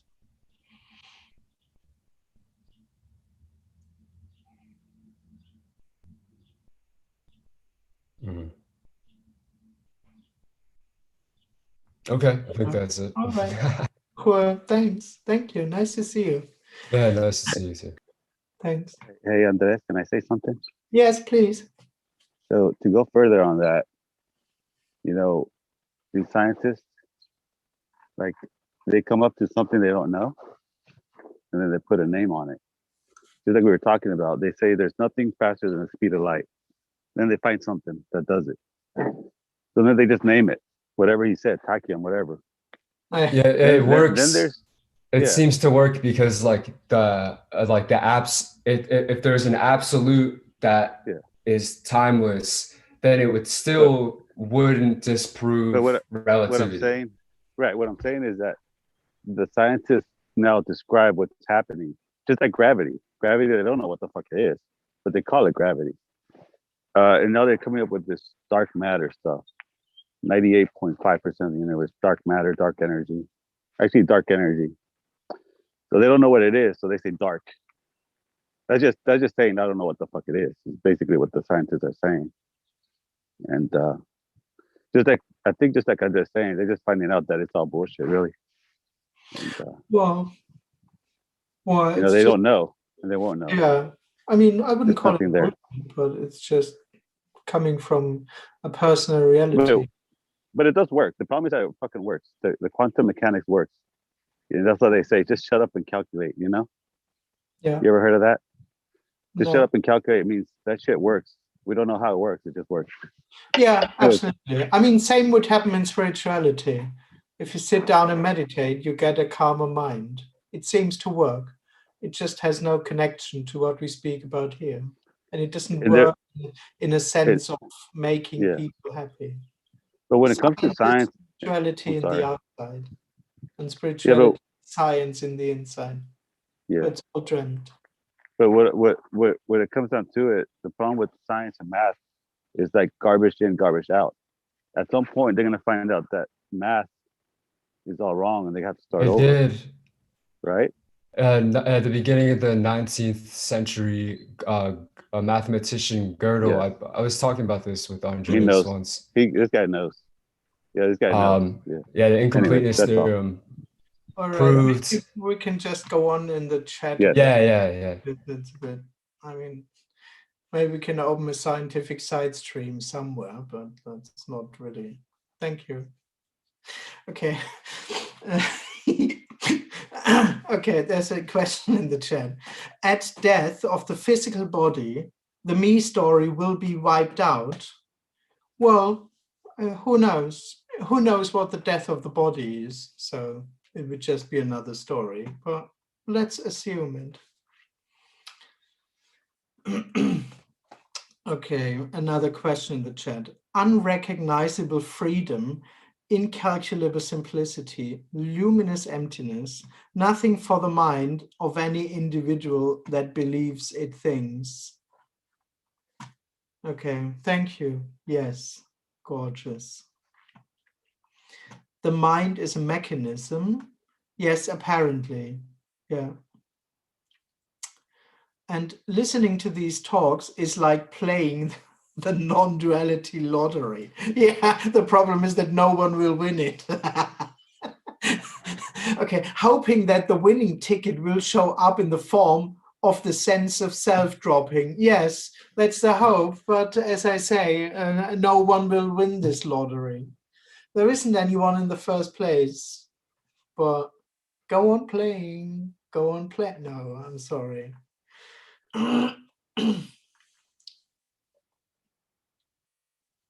Okay. Andreas, I liked your appearance in the 01 film. I've had a few peaceful experiences listening to it. Yes, what to say? Thank you. At least something? Well, I don't know. Well, okay. Actually, it is really good. I watched that interview, and actually, I didn't realize how good Frankie's questions were in that. Actually, I remember it was a really great conversation because it wasn't just really an interview. He was just also just asking the question. Yeah, but it was really, yeah, I didn't appreciate it at first when I watched it. I just sort of scammed it over, but I watching it the other day, actually. Yeah, yeah, it was really good. Yeah.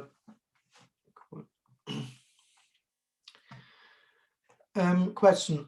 What if the me can hide behind the idea that there is no me, and this is the case of Andreas? Well, yes, there wouldn't be any possibility for me to prove the opposite. And I know that there are many, many apparent me's who try to use this concept to position oneself. And there can just a report from my side that, well, there isn't anyone. And I'm not carrying around this story that there is no one to give me security or make me feel better.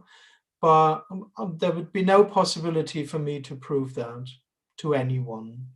So if you think that that's going on here, that's what happens. And you will never know, so to speak. Seen from the person, there is always the theoretical possibility, of course, that I'm lying, that I'm a fraud, that I'm not saying the truth and stuff like that. And of course, to some degree, the person is right, because of course, I'm not real. Of course, I don't speak the truth. And of course, I don't deliver anything that's knowable or useful or understandable. But as I say, I won't be able to prove the opposite. But I can say this is not what the person suggests and tries to do. I'm not trying to convince you, and I don't try to suggest to anyone to adopt this thought or idea that there is no one. It's a useless concept, as any concepts are useless. So.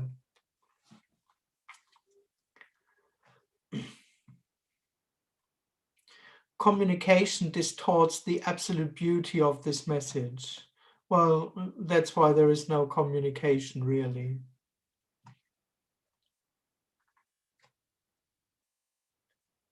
Okay, asking Andreas questions is a method, apparently.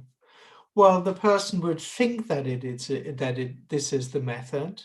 The person thinks that attending these talks and asking questions or listening is a method, as if this is the tool to get something. But that's just the dream. No one will get anything out of that. But this is not a method. I'm not setting up these talks. These talks aren't set up for a secret hidden goal.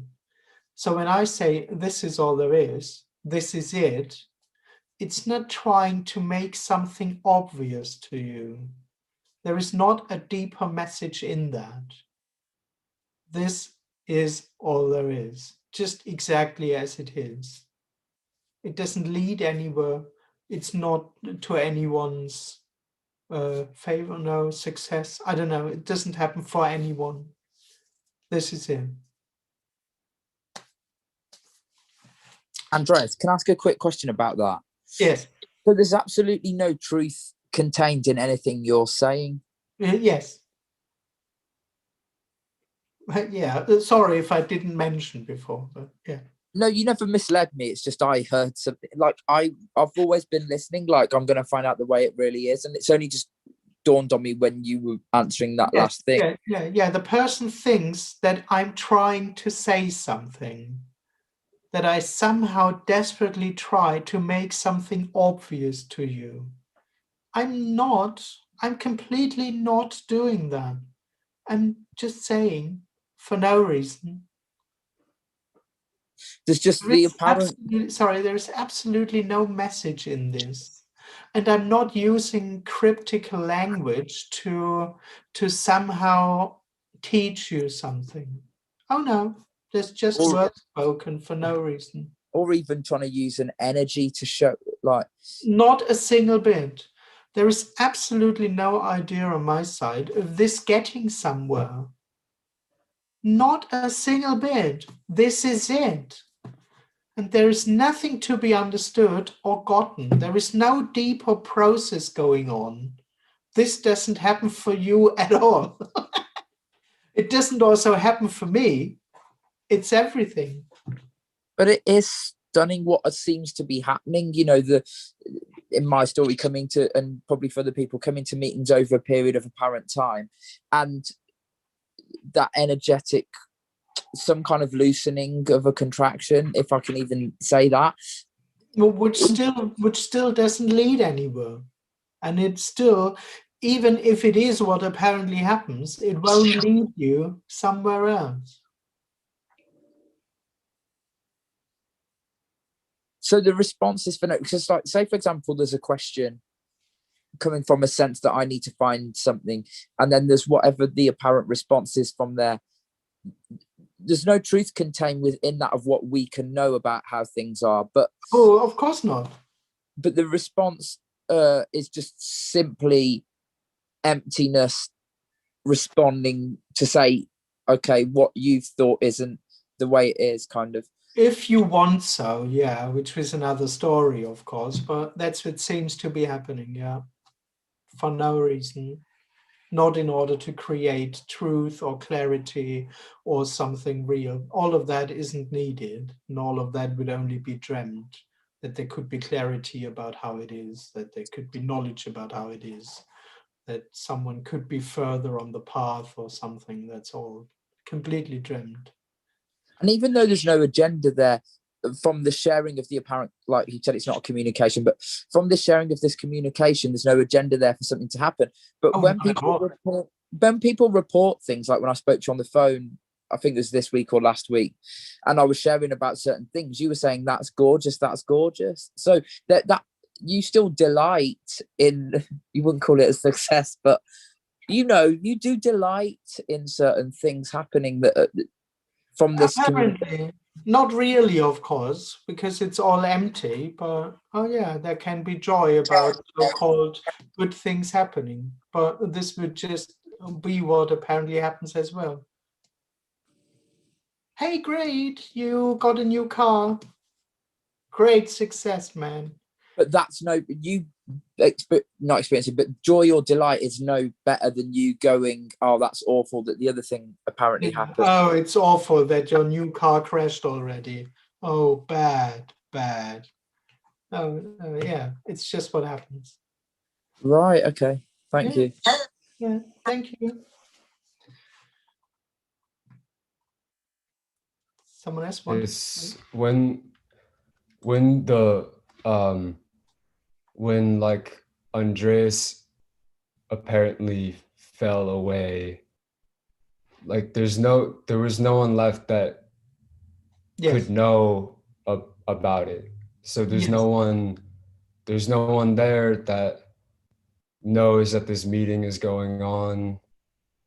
There is no one there who knows that the me has dropped. Right. It's not replaced.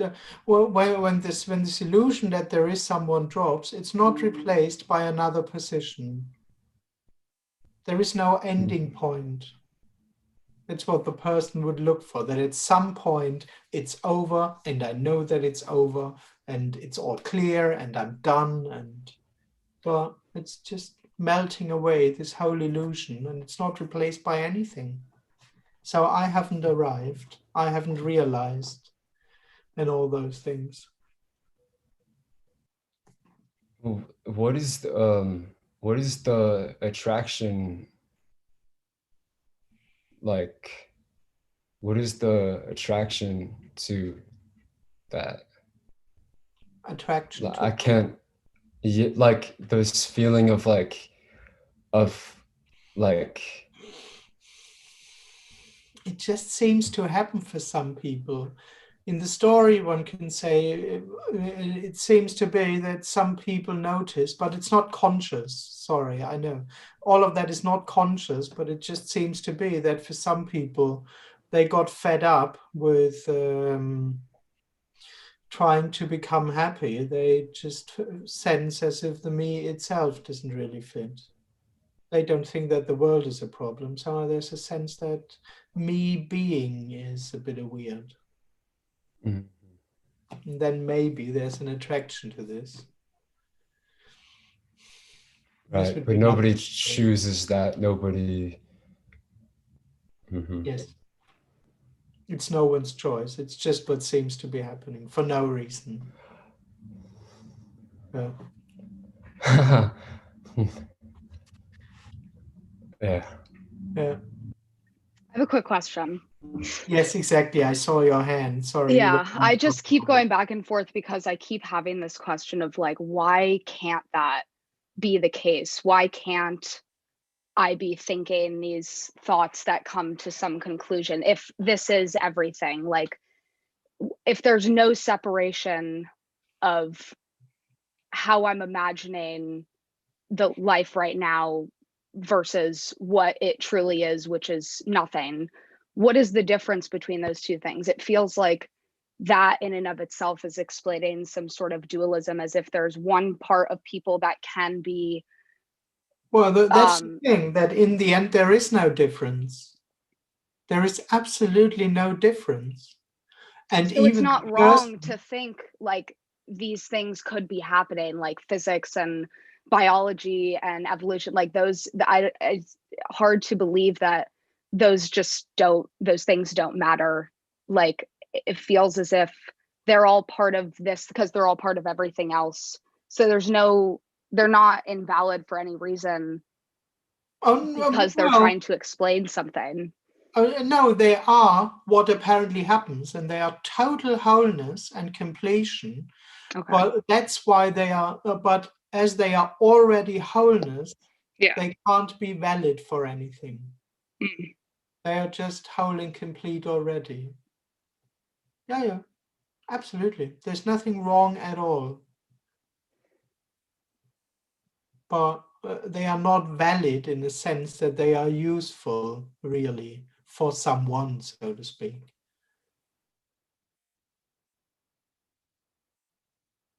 But there's nothing exactly as I say, because everything is whole and complete. Yeah, absolutely.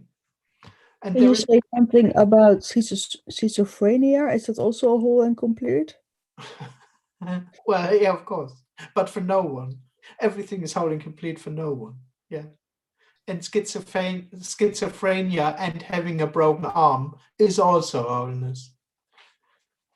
Sorry, we can really invent a lot of bad things. But it's unacceptable. It doesn't mean that it's acceptable for the person. And this is not an attempt to make things acceptable. It's not the attempt to overlay things with the concept of it's all whole and divine and beautiful and lovely. No, that's not needed. Let's put it like that. So-called bad things are naturally whole and complete. No one needs to know that they are whole and complete, or no one needs to transform them into something that's acceptable and regarded as good. That's just not needed. It's working for nothing. Yeah, but the society, a lot of people have another opinion about it. Yes, that's all right as well. Yeah. That's also what apparently happens. Yeah. Yeah. True. Thank you.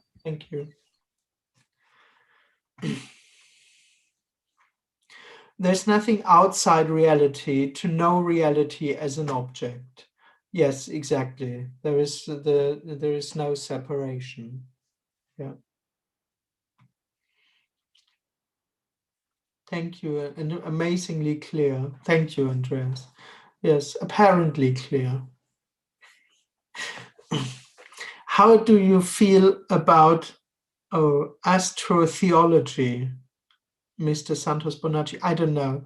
If you aren't aware of him, I encourage you to look into his YouTube channel. Thank you. I may have a look. Yeah, right. Okay. Okay. Okay. If it is unknowable, how do you know it's unknowable? Oh, of course, it's not known. I mean, there is no it in the first place. And it's exactly that. I mean, philosophers have been there 2,000 years ago. I know that I don't know. But yes, that's too much knowledge. One could also say, if I would know that I don't know, these talks may not happen. But as I don't even know that, I can go on speaking and speaking because I don't know that I don't know. There's just no one there knowing. That's the thing. There is no it in the first place. That's already unknown. The person would say, I'm here. There is this happening that I'm aware of, and I don't know what it is. Religious people named it God. It's too big. This happening that I'm separate from is too big for me to know it. But this would still coming from a personal experience where two things are known. I'm here and there is something going on. So the person then can come to the conclusion, oh, I can't know it. The thing is that there is no it in the first place. No it in here and no it out there. In that sense, this is completely blind. It's completely unknowable.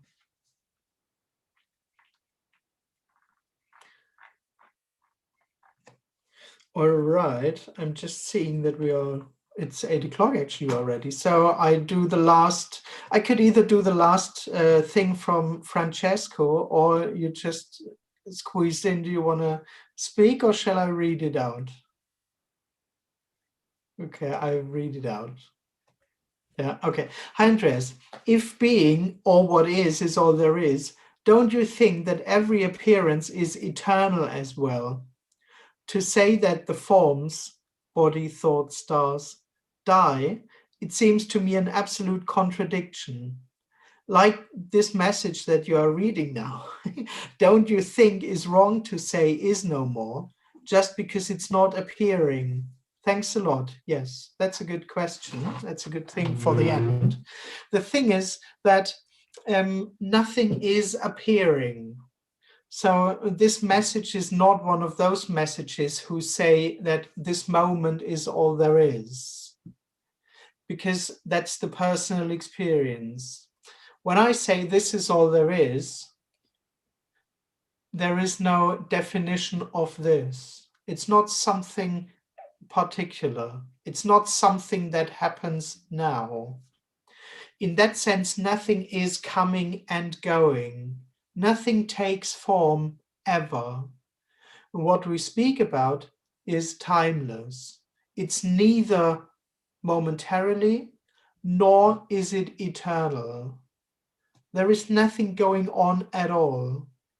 There isn't this moment, and there isn't an absolute eternal reality.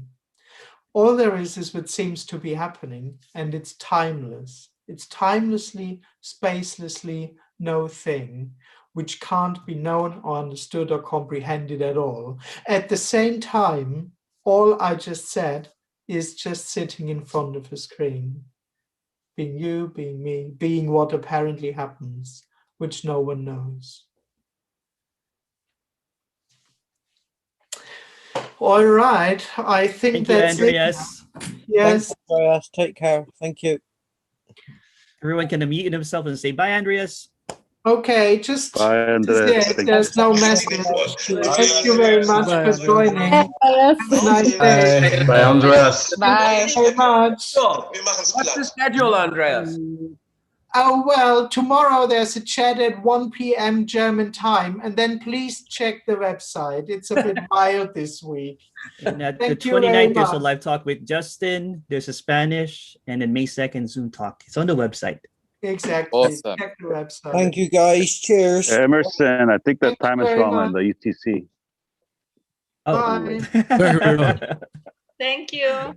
See you later. Thank Bye-bye. you. Thanks for joining. Bye. You. Bye. Bye, Emerson. Bye.